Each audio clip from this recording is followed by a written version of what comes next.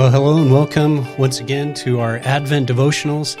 And I appreciate so much you taking the time to tune in and watch or listen or however you're choosing to participate in these. And again, it's my heart's intention, my prayer for you to experience God in just some significant ways in this Advent season as we prepare for celebrating Christ's birth. And as I've mentioned too several times, it's part of that is to celebrate Christ's birth, but it's also this season of Advent is to prepare for his coming. And it's part of the process of us readying our hearts, preparing ourselves for what God is wanting to do in that preparation. But it's part of this relationship with him too. So this has been my heart and prayer that we do that. And I'm so looking forward to spending this time with you and am enjoying preparing these and thinking about them and praying for you as we do this. So anyway, praying that it's beneficial to you. So this Sunday we celebrated our second Sunday of Advent, and we talked a lot about peace. And so our devotions over the course of this next week are going to focus again on that, on this theme of peace and being able to just really press in and understand God's perspective of peace, our response to it, and how we are to do this going forward. So a couple of different things as we go through here today. So first off, I want to talk about what peace is. What is peace? Martin Luther King says this: true peace is not merely the absence of tension, it is the presence of justice. And Martin Luther King knew that true peace was not just the day when violence on the basis of race would end, but when all people would come together for the mutual benefit of others. Peace is not simply getting our children to stop bickering or fighting with each other. It is seeing them actually enjoy one another. And hopefully you see glimpses of that. And hopefully we see glimpses of that in others around us. But I love that. It's seeing them enjoy one another. And so that is a proper context of peace. From the very beginning of time, peace was understood to be not simply the absence of that which is bad, but also the presence of that which is good. Throughout Scripture, in the Bible, the Hebrew word used for peace is shalom. Shalom means wholeness. It's not just simply peace, it's wholeness, complete flourishing of a person's life. So biblically, shalom is often used to reference a person's life being whole with God.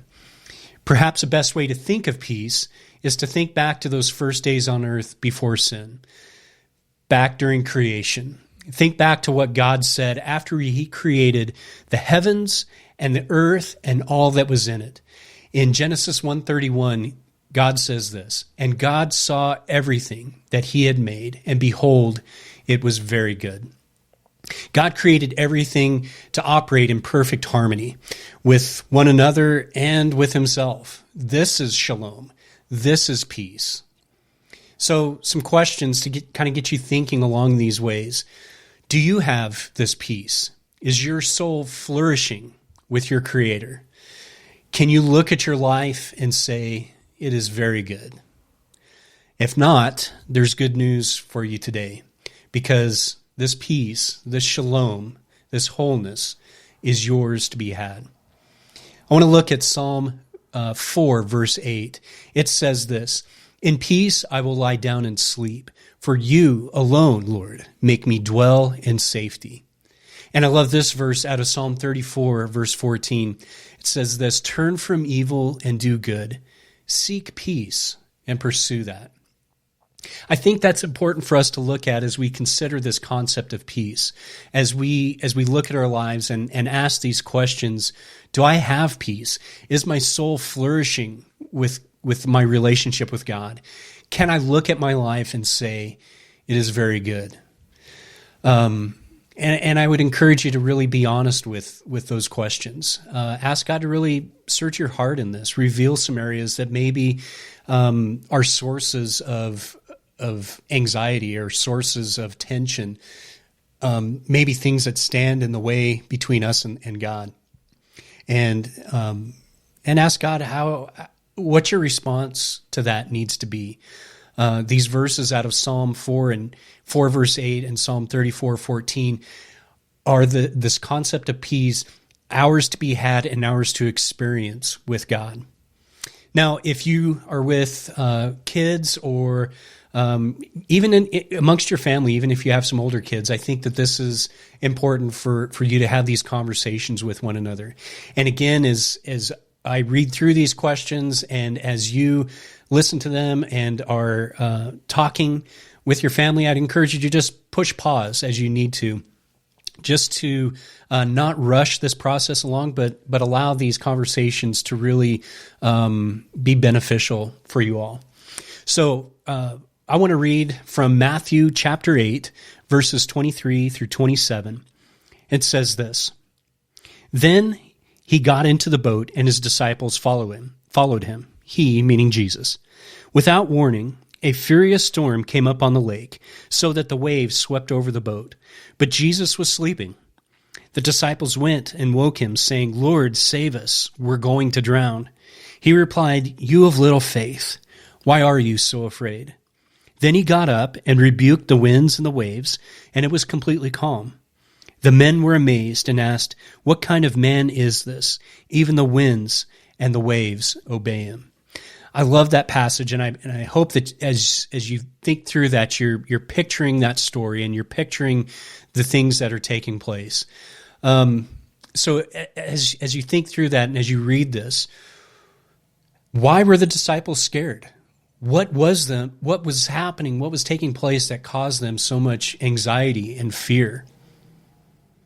And what was Jesus doing when the storm had started? What did Jesus do after the disciples woke him up? And do you think this gave them peace and made them feel safe? After what Jesus did, he rebuked the storm. Did this give them peace and make them feel safe? Let me ask you today, what makes you feel safe? Is there a place that maybe you go that's a peaceful place, someplace quiet, a place where you can get off by yourself a little bit and just be quiet and be a place that's full of peace? Think about those questions, and then I would encourage you, maybe especially if you have young kids, this might be something fun to kind of act out. Read this story again and what's taken place and act this out. And lastly, I want you to pray. I want you to pray that you really continue to experience God always with us. And that's really the picture we get as we read this section of Scripture out of Matthew chapter 8, is Jesus' presence. No matter what's happening, no matter what's taking place, that his presence is with us. And that presence should bring us peace. So thank God for him always being with you. Thank him for your home and your parents, things that make you feel safe. And thank him also for your family, and pray for there to be peace among all your family members. This time of year is full of a lot of anxiety at different times, but it's our prayer that you experience God's peace in a real transformative way. Well, I hope that this devotional today is encouraging to you, that you really begin to experience God's peace in some significant ways, that you would allow him to really speak to you, that you would experience his peace in ways that you haven't before. Scripture talks about this peace that passes all understanding, and I pray that you experience that for you today. Be blessed today, and we'll talk to you again soon.